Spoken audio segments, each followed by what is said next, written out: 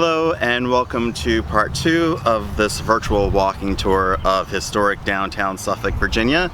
My name is Kevin and I work for the tourism office for the city of Suffolk.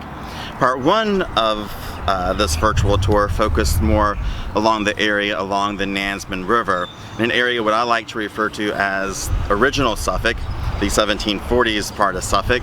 But today's tour we're going to focus on the 1780s expansion of Suffolk. In 1785, the General Assembly passed an act to enlarge the town of Suffolk by about 16 acres. Original Suffolk was about 50 acres, so this added an additional 16. So today's tour, we're going to walk around that area of the 1780s expansion, and I'll share with you a little bit about the history of this area, as well as some of the historic sites that you can see along Main Street here. So thanks for joining us.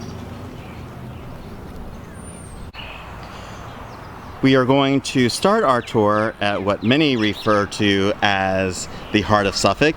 That, of course, is the Suffolk Center for Cultural Arts. The Suffolk Center for Cultural Arts is located inside the restored Suffolk High School. This high school was built in 1922, and the last graduating class was in 1990. The building sat vacant for many years, about 10 years actually, and instead of tearing the building down, there was a massive renovation done to the inside, and the 63,000 square foot, 3-story old school house reopened in 2006 as the Suffolk Center for Cultural Arts. They left a lot of the historic elements of the school in place. The 2 main staircases are original, and if you go inside, you can see all the steps are worn from those many students going up and down those stairs from those many decades. This facility boasts a grand ballroom, which originally was the gymnasium. Also, there's a banquet hall. It also has a 500-seat theater where they show movies, live performances, concerts, lectures. There are also art galleries where they have changing exhibits throughout the year. There are classrooms inside which teach many elements of the arts. There's meeting space, and there's also a restaurant, ironically in the area where the home economics classroom used to be. And there's also a gift shop called Jester's. You can actually learn more about the Suffolk Center for Cultural Arts and all of their activities by logging on to their website, which is suffolkcenter.org.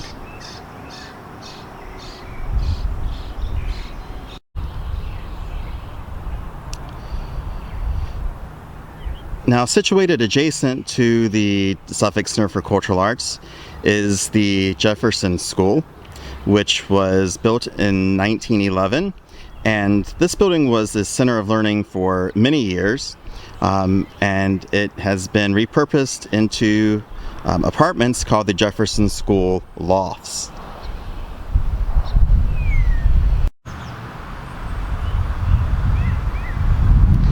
Now, this house looks like it's been here for many years. It's actually not a house, and it's only been here since about 2010. This is the Obesity Healthcare Foundation headquarters, and the Obesity Healthcare Foundation is a tribute to the generosity and compassion of Amadeo Obesity, who was the founder of the Planters Peanut Company.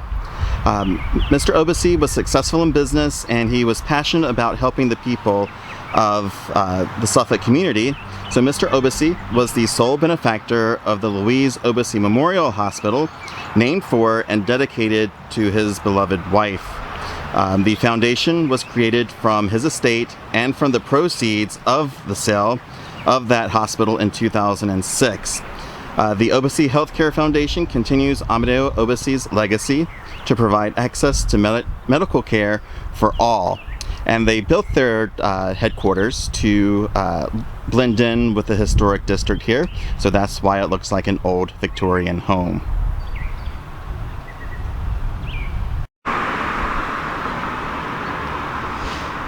This beautiful home, located on Main Street, is known as the Richard Seth Ely home, and it was constructed around 1878 by Richard Seth Ely and his wife.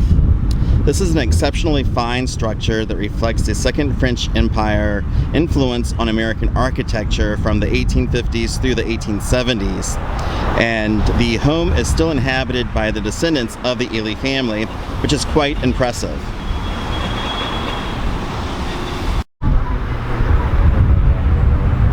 This is the Masonic Lodge. Dating back to the 1790s, the Masonic Order was most likely the first of many fraternal orders here in Suffolk. This current structure was constructed on North Main Street around 1910 to replace an earlier one on the same lot. During the Union occupation of Suffolk during the Civil War, a tower was built on the top of the lodge, and in 1863 the hall was also used as a hospital.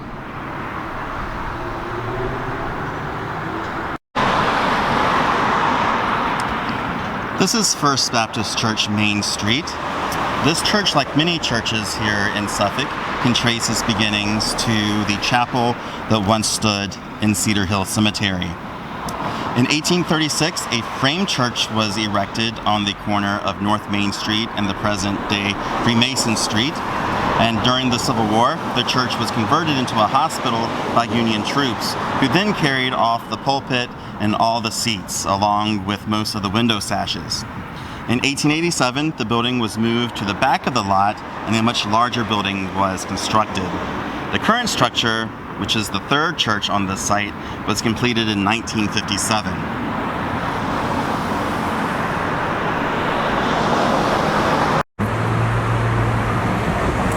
This house was constructed in 1800 and is known as the Brit House.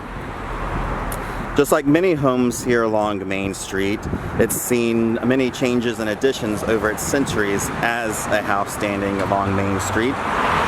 In 1833, the house was purchased by Benjamin Riddick, who was the 5th mayor of Suffolk, and he served from 1860 to 1864, and then again as mayor from 1875 to 1882.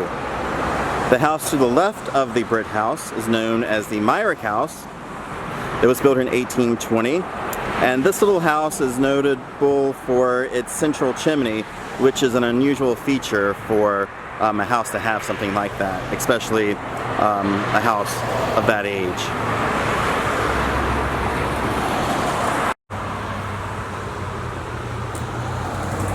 This is Suffolk Christian Church. It was founded in 1860 by Dr. William Mullins, who became a chaplain of the Confederate Army.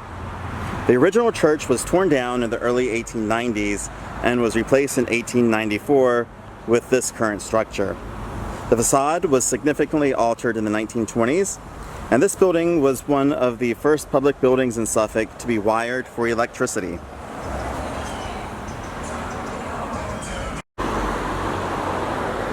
St. Paul's Episcopal Church can trace its roots to the first churches built in Suffolk in the 1700s. The present Gothic-style church building was finished in 1895, and additions and alterations were made to the building in 1914, 1922, and 1964.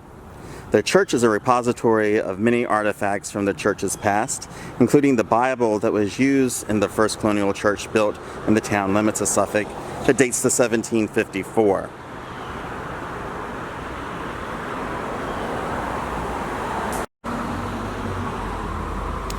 This is the fourth church location for the Congregation of Suffolk Methodists.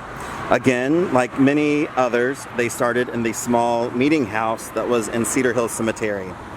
If you will recall from the previous video, the previous two churches were located further up Main Street near the railroad tracks. This current church was built in 1916 and has an unusual combination of Tudor and Gothic style architectural elements. The beautiful stained glass windows tell parts of the life of Christ.